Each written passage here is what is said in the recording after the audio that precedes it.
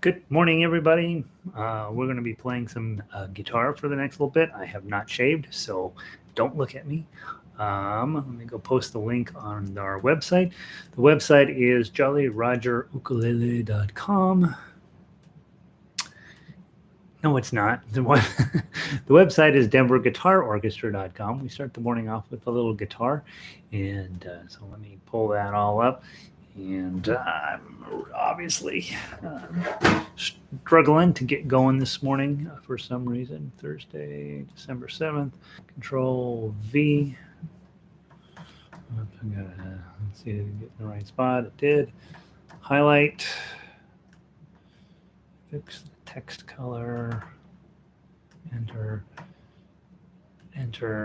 edit, settings, open a new window, update and update. And so everybody will be like, well, is he coming today? I am definitely behind, unfortunately. Let me go check. Let's see. All right, so there's that. And then let's go to view page and let's make sure that that works. All right.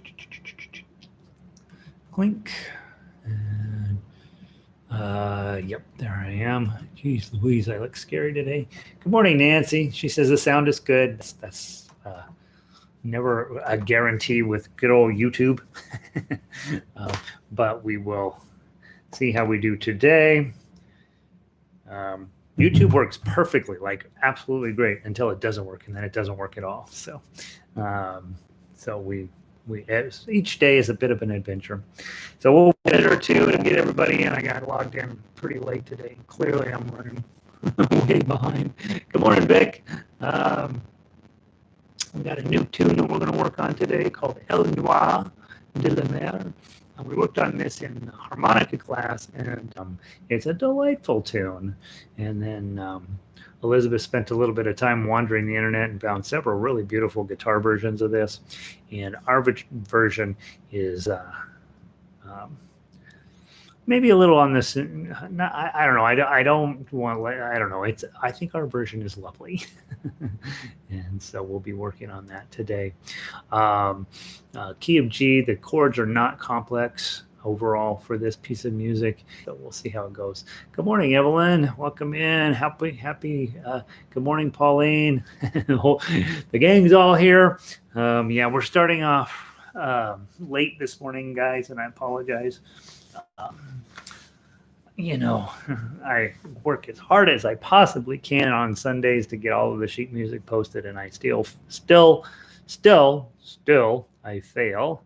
And so I was putting out a couple of last minute things this morning, and sure enough got caught in all of the excitement and didn't quite finish it up, but we're here now. And let's see how that goes. All right, so download El Noir de la Mer or get it open in a second screen, or whatever it is that you do to get that up. And let me go grab my copy of it. Then go back. Guitar Orchestra songs. Okay, I'm going to be downloading this into the guitar folder. And my computer's busy beeping at me. I hope that's not I don't know why it's beeping at me. Let's see. I don't want to know, right? JKLL El Noir de la Mer PDF for guitar. Let's download that little guy. Okay. How come it's beeping at me, you guys? I don't know. There's probably something happening. Okay. All right, so that should be fine. Go out here. Go to storage. Download guitar.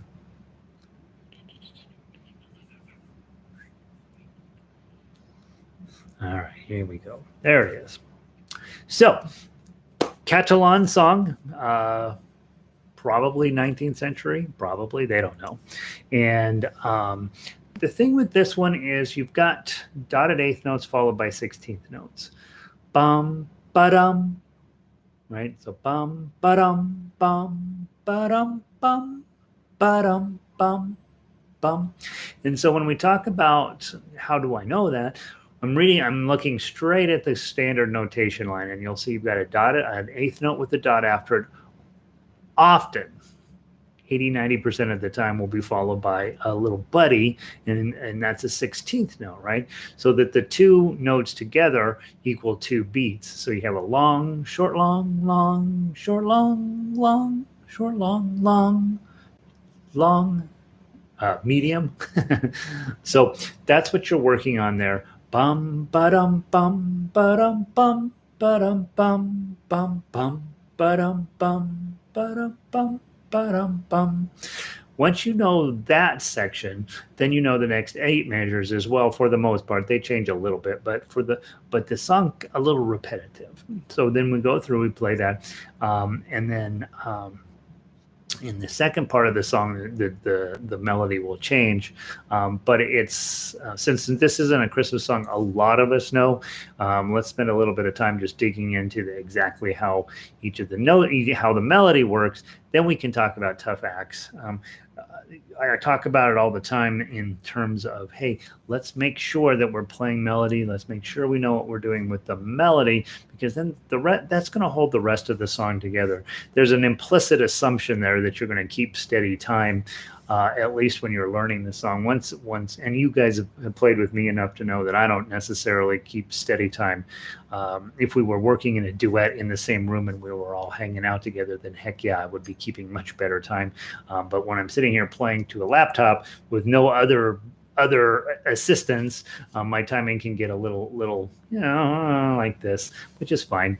But the long term, obviously, you want to be able to play both ways as a soloist, where timing is a little less important, and as a duet partner or an ensemble member, where timing is everything, where everybody has to stick together. Both of those methods of playing are important and fun. And gotta get my foot pedal thing set up. Let's see how that goes today. Some days it's good, some days not so much. All right. So good morning, Elizabeth. Elizabeth had sent me a bunch of stuff. She had been researching on this piece of music. And so pretty popular guitar song, I would say. Maybe a little less so as a Christmas tune. Well, a whole lot less so as a Christmas tune. Let's put it that way. Couple of things I wanted to pull up. I want to make sure I'm telling you the truth here. So let me look at my calendar here real quick. I believe today is fine. Tomorrow, so under the best of circumstances, this is a terrifying space, right? Tomorrow I'm going to go get a haircut finally. My hair guy has had his hip replaced. So I am going to be getting my haircut. He's finally back standing upright. And I'm going to go get my haircut tomorrow, because I don't know if you can tell, but it's pretty wild. So I will not be here tomorrow, okay?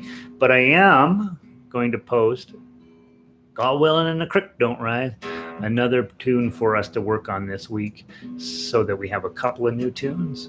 And so tomorrow, what I would encourage you to do, come on by, sit down, play the new tune, work through it, and then on Wednesday, then we will all hang out. EAD. Why is it telling me it's not a D? That's funny. You ever get where you over rely on these? Someday I will tell you about following my GPS's instruction to the wrong city.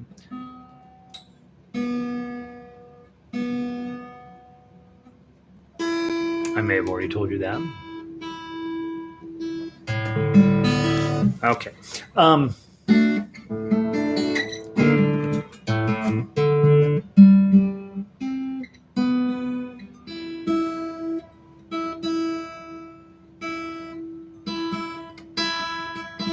Okay. El Noir de la Mer. So let's go through the melody. first 4 measures. Okay, let's see if I can get those right. And again, first position, 1, 2, and 3, right? Those of you who are still getting all your skills together, every single piece of music, play the melody on. Every single piece that I ever hand out has the melody on it, and you want to be good at that part, okay? So from the top, 4 measures, 1, 2.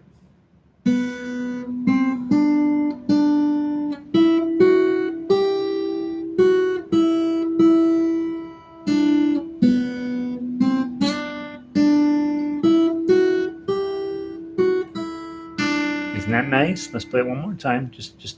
Um, obviously the notes are not the fingering is pretty easy, but the getting the rhythm right is where the challenge is. So be constantly double checking up there for the length of your note. You know, it's the weakness of tablature, and it's also why I put standard notation on every piece of sheet music so that you can use those in conjunction to make your life super easy figuratively. From the top, 1, 2.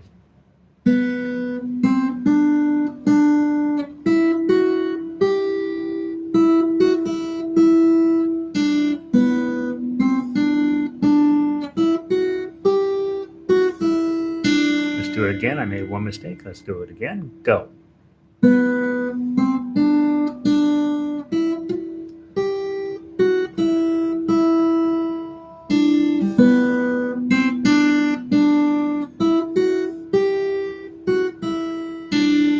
Okay, and then one last time, just to get the sound of the music into your head. 1, 2.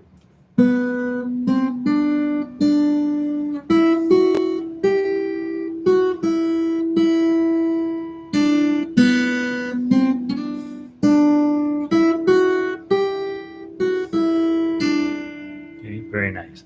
Okay, next 4 measures. Let's do 5 through 8.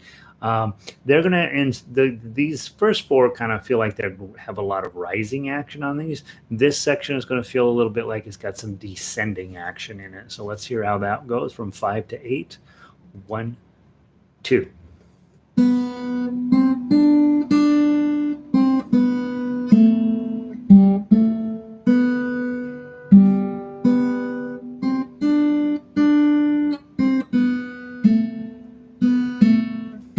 Do those again. Go.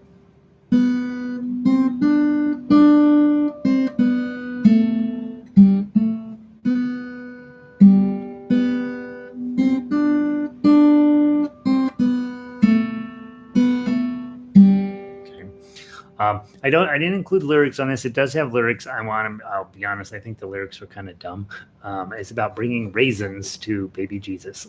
And so I don't know. It doesn't feel like it has the cachet that a Silent Night carries with it. So so I didn't put them on here.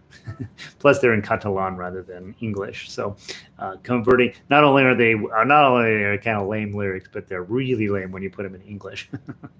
All right, 1 through 8. Let's go all the way to do the rising action section 1 through 4, and then the falling action 5 through 8. I think you'll see it's going to come together really pretty. 1, 2.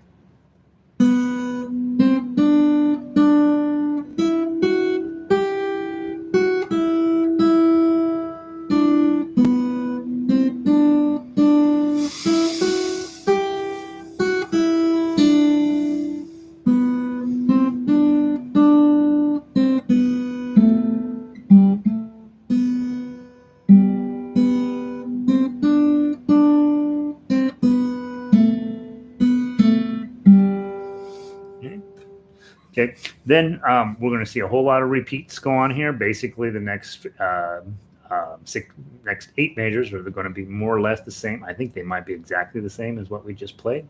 So let's go ahead and play those and see if it seems very familiar. From measure 9, 1, 2. To be counted. 1, 2.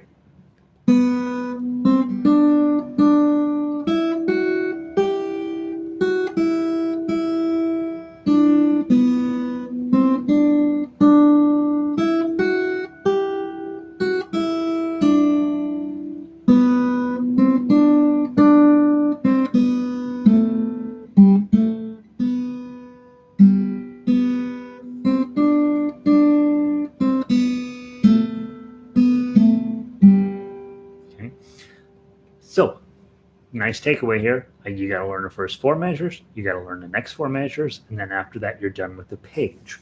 So practice technique always is if something is exactly the same, you don't really need to work on the second part, right?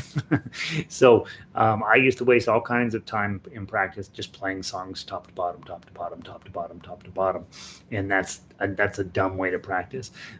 And I am the poster child of that. The wiser approach is measures 1 through 4 are one thing. I'm going to learn those as best I can. Then measures 5 through 8 are another thing. I'm going to learn those. Then I'm not going to waste my time at all on 9 through 16 until I'm ready to play. Like at the end of a rehearsal, maybe or a practice session where you really dug into all of the pieces and parts. Then right before you leave the piece, then you play it all the way through. But in terms of just opening up your paper and just playing a song top to bottom and then turning the page and playing the next song top to bottom, highly inefficient practice. Okay. And this is hard enough. So don't increase the complexity and difficulty of it by having poor practice skills. Just simply work on little sections, the hard parts, make sure you can play that. Once you can play that section, I don't need to keep working on that. I got to go work on stuff I can't play. All right, let's move on to page 2. Page 2 is quite a bit different. Page 2, you've got a real high note followed by some descending action. Repeat high note followed by descending action. So let's play 17 through 24. See if we can start to sense the repetitiveness of it. Okay, so from 17 to 24, 1, 2.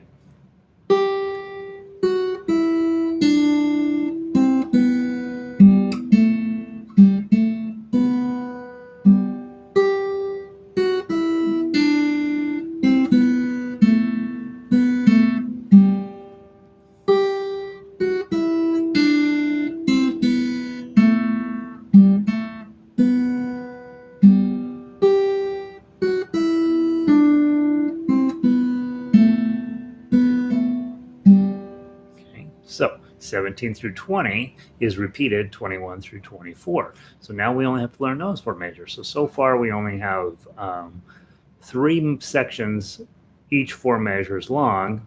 So 12 measures, right, that you're going to have to study a little bit. But then you get 24 measures worth of music. Okay.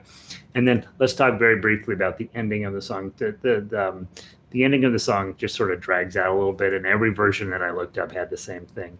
Bum, ba-dum, bum. Bum, bum, ba-dum, bum, bum. So, and that's the same as the thought process you're going through with everything, right? There's just a little different section here.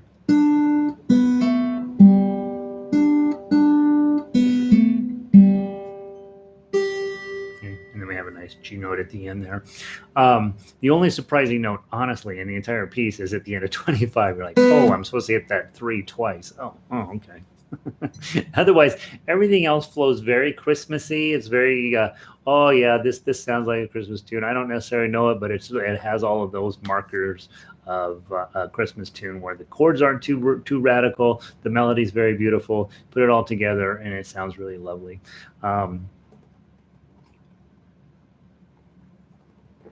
I tried this in several different keys, and this key caused the least amount of angst for me from a chordal perspective. So let's talk about your chords. You got your G chord, dun, dun, dun. Okay, give me the open G chord. You may also want to you may also want to consider often using the ring and pinky G chord. Just to get a little bit more Christmassy, got a little bit slightly more dulcimer sound to it. A little bit more work to get both these on, but it sort of brings out a little bit more oomph in it. And so when you see a chord with a G chord with a 3 on the bottom, are there any? There may not even be any. Oh, they're all E chords with. No. I think I'm talking for no reason. I don't think there are any in here. Never mind. All right, so you just use your regular G chord, and it looks like all of the bottoms of the G chords are open anyway. Oh, there we go. Measure 17. There's where I was like, I'm pretty sure there's a place. G chord with at 17. You can play just right, or you can put on the fancier G chord. Get a little more oomph out of it, a little more thing. Because I finally like this song. I'm finally not against this song. When we introduced it in harmonica class, we were all sort of iffy on whether we liked it or not. But the more we played it, oddly, the more we liked it. And guys, put this on your things I probably need to think about list. For the most part, when we are playing songs that we have heard before and are part of what we've grown up with, we like those songs. And when we hear songs that we don't know, we have a tendency to not like those songs. And then once we've worked on those songs that we don't like for a while, most of the time it comes around and you're like, oh yeah, I like that song, right? So we have this tendency when we're picking out songs to go to what we're familiar with and that we like. And I think that has a tendency to limit what we can do. I believe if you asked any orchestral player on the professional level, I think they'd say, yeah, we play an awful lot of Beethoven. We play an awful lot of Beethoven. Beethoven's good. We play a lot of Beethoven because our audience is familiar with Beethoven and they want to hear things they're familiar with. Also, each concert, we program one song they haven't heard, but the rest of it is songs that they probably know. And so we end up with this very limited palette of songs that we might attack. And so that's why I try anyway, to go find songs I don't necessarily know and see what's in them. And luckily we have YouTube now, right? You can get this weird piece of sheet music of some song, some Christmas song you've never heard of, the Boar's Head Carol. You're like, oh God, how could that possibly be any good? Go listen to it a few times on the YouTube, go listen to a few guitar players play it, and you might change your mind. Sometimes it's still a stupid song, but sometimes you're like, oh, that sounds really nice. I want to do that. So, yeah. All right, I didn't finish my discussion on chords. G chord, you got a D chord, that's your E minor, back to G chord. Okay. So those are there, and measure 6 A minor is going to sneak in there, unsurprisingly.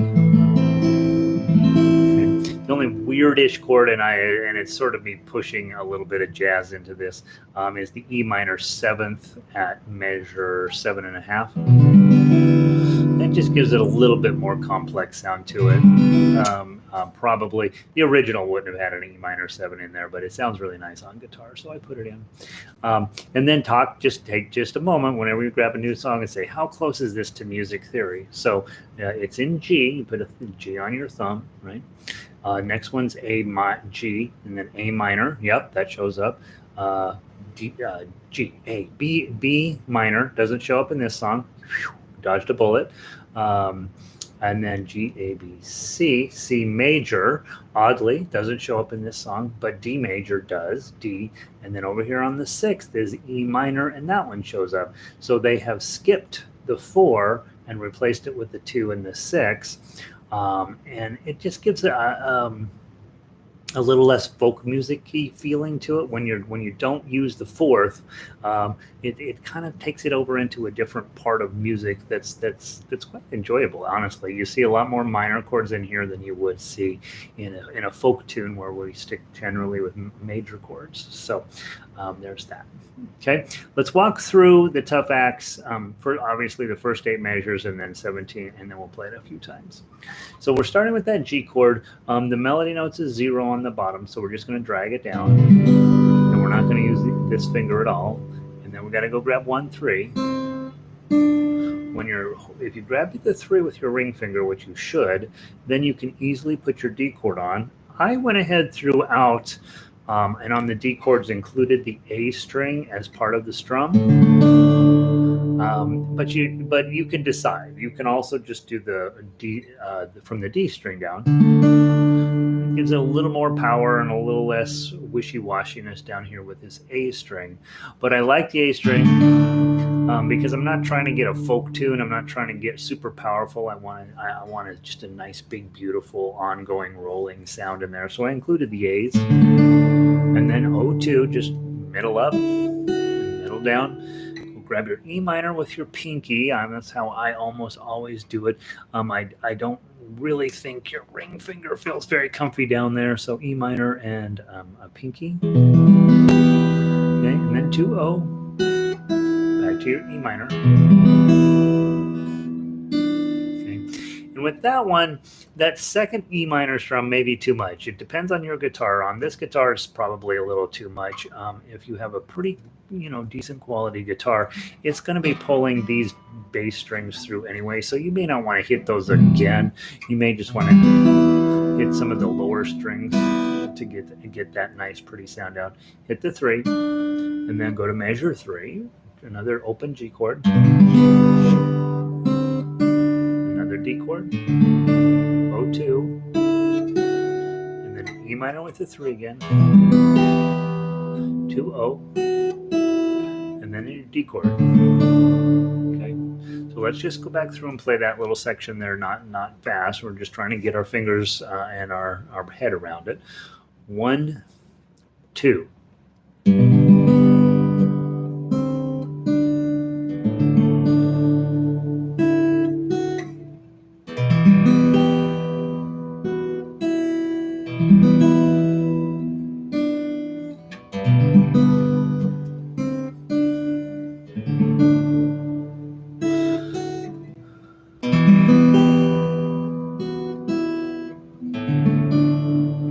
Beautiful. Okay, really, really nice. Now, guys, claws. Okay, grab your claws.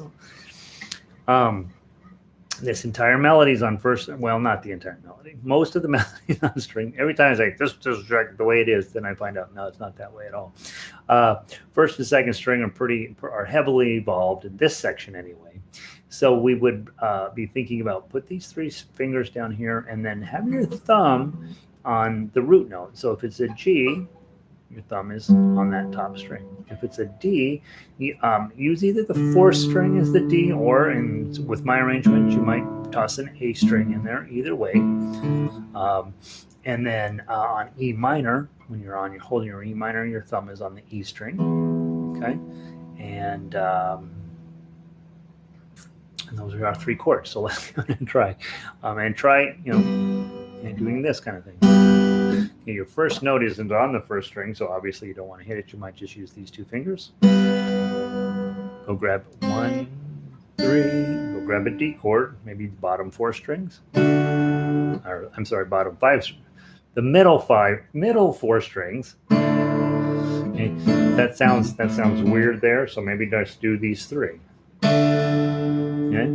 When you pluck, obviously you get a different texture, and maybe some of the suggestions in the tablature you got to drop. O2. Okay. And my tendency is to go with my middle finger on that top string if I can. If I don't have to use my ring finger, I'm probably going to go with my middle finger. Obviously, some of you guys are working toward playing classical music, and you're thinking about switching out as often as possible, index and middle. All right, so we've got the O2, and then you're going to go to that E minor with your 3. We'll grab the 2-0, and then another E chord, and then a ring on 3. Go back to your G chord. Make sure your bottom string stays open. D chord. E minor with the 3.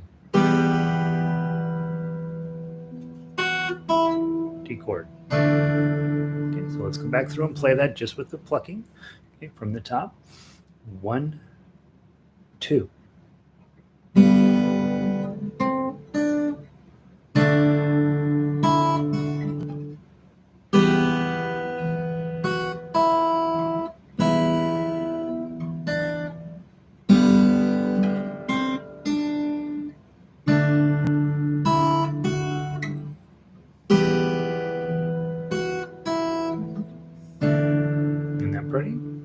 Very nice. Let's go one more time through. You'll notice playing claw is not much. It's quite a bit. It's a little bit. It's teensy bit more difficult than just playing thumb. And you have to kind of decide whether you're getting anything out of that extra work. Like on a song like this, where it's big and soft and mushy and beautiful, and the melody holds up on its own, maybe playing thumb is fine. I think most of Christmas music is way better with a thumb anyway. However, I know lots of you guys want to be working toward this high level play where you can do both. And so we always want to be taking time to see, well, what would the song sound like with my claw? And in this case, I don't know if I'm that sold on it. That's better. But lots of classical guitar players will tell me otherwise. Okay, so that's because this is all they do. Not all. That's mostly what they do. All right, G chord from the top, first four measures again, go.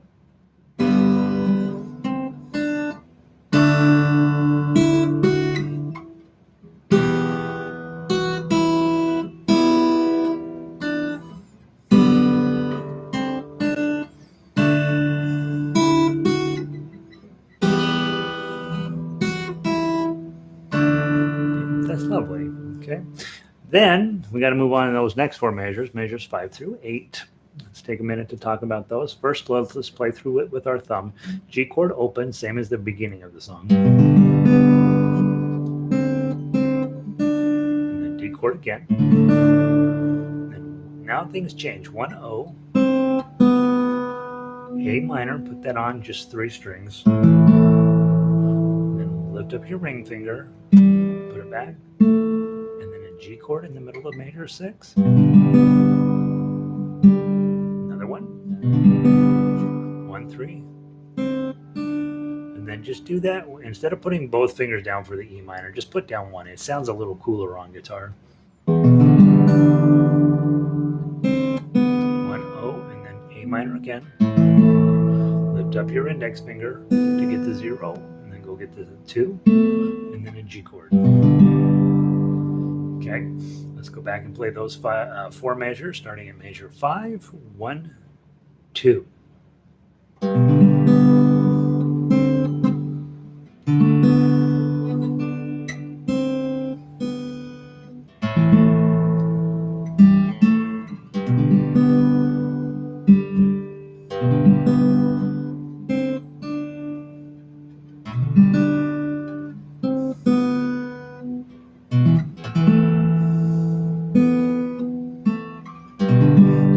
Time. Let me see if I can get it right from the top. From 5, go.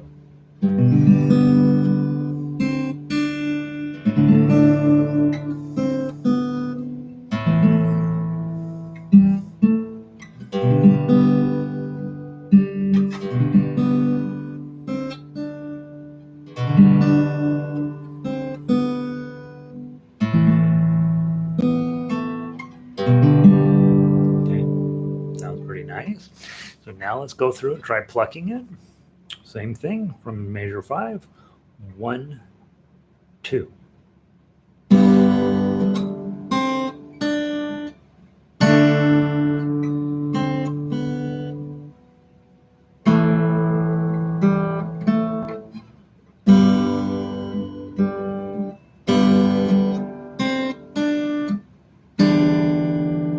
That sounds pretty.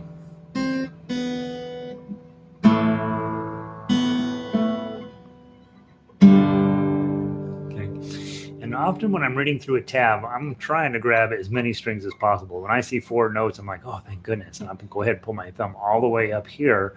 And I can play all of those notes, the last chord in measure 8. Even though I'm way out of position, my fingers are typically in this position. But now I'm way up here because I can. Okay. And that's another place where you might put in a little bit of a tiny roll. Sounds pretty. Okay. But now I finished that section. Let's go back and play it again. So let's play top to bottom, page 1. We'll go through. Let's do it twice through. First time through, let's do thumb. Second time through, let's do claw. And obviously, if you're not there yet, you are playing the melody along with me. Okay, 1, 2.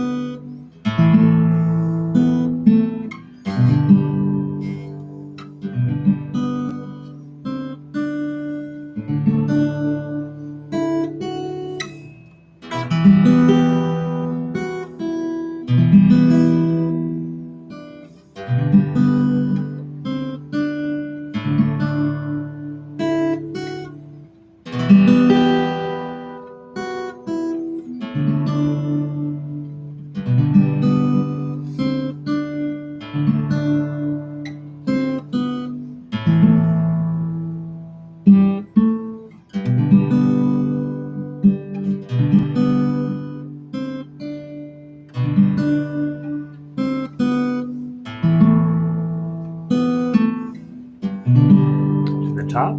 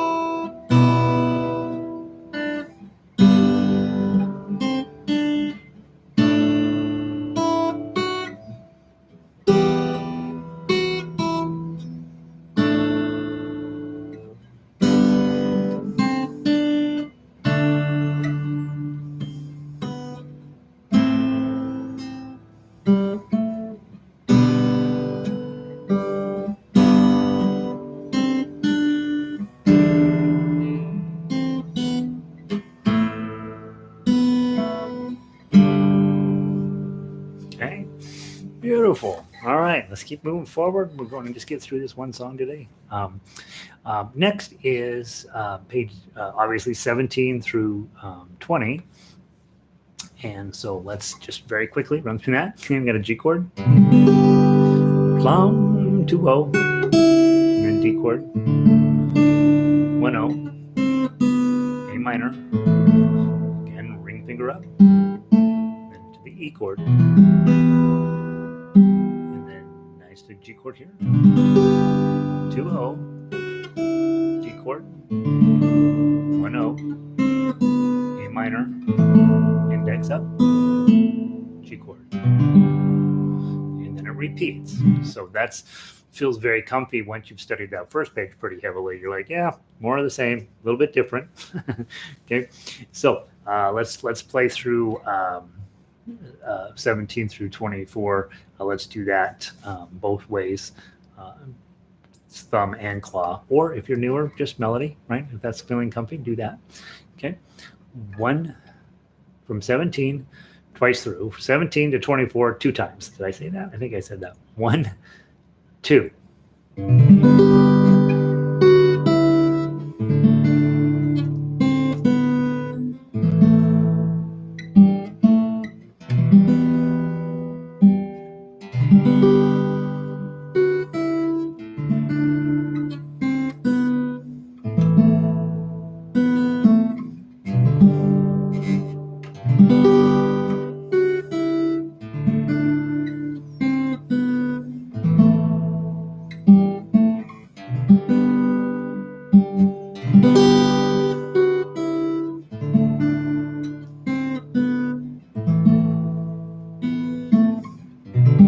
Switch to your claw.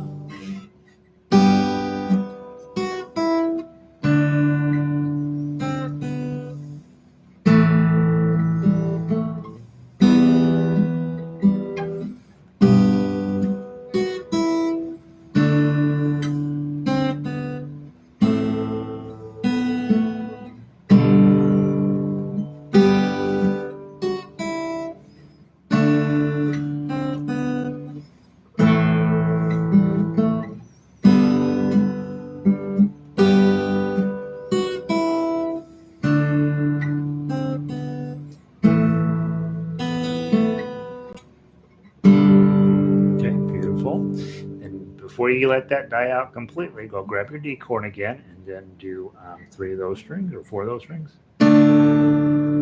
O2, G chord. Hit the 3 twice. O2. And then G chord. And then a big G chord to wrap it up. Isn't that a pretty tune? Very nice little song. Hopefully you have a little bit of fun with this one. It's not as familiar, but it's definitely set up where it sounds great. All of the ways that we work on playing And so hopefully that's fun. Again, tomorrow, guys, or this afternoon, I'm going to really try to get you a couple other tunes, probably off the list on the sheet music page on the website. Anyway, let me go just double check.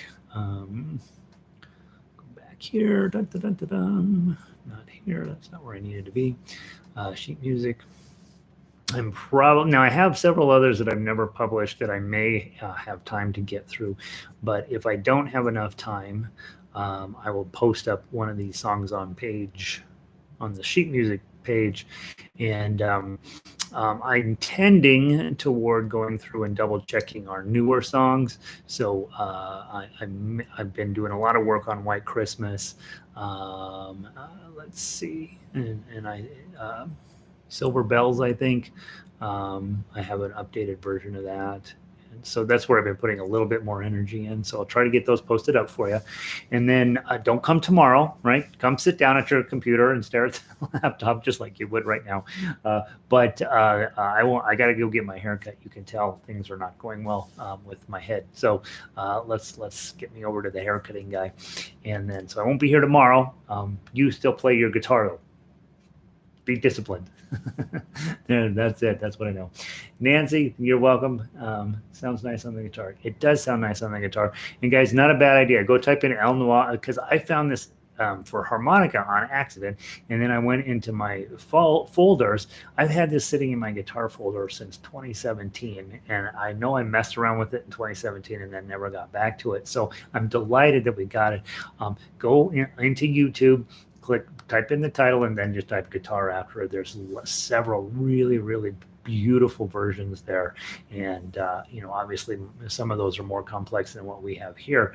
But this, again, is one of these songs where you can start to think about, if I'm in claw position, can I fancy it up with a little bit of extra decoration? And you absolutely can. So, I don't know. There's something quite magical about this tune on guitar. It's okay. It's an okay tune for the other, but guitar just feels like it's at home. And so coming from Catalan, and very likely might have been originally composed on a guitar. So there's that myth that we're creating right now. Who knows where it really came from? But it's a pretty heavy duty guitar area that it came out of, and so possible that it might have been a guitar tune all along. All right, guys, I'm gonna pull the plug. I'm gonna go shave because I look like a maniac. And I am a maniac, but I don't want people to know in advance. And I will talk to you guys on Wednesday. Have a great day off. Okay, I'll see you soon.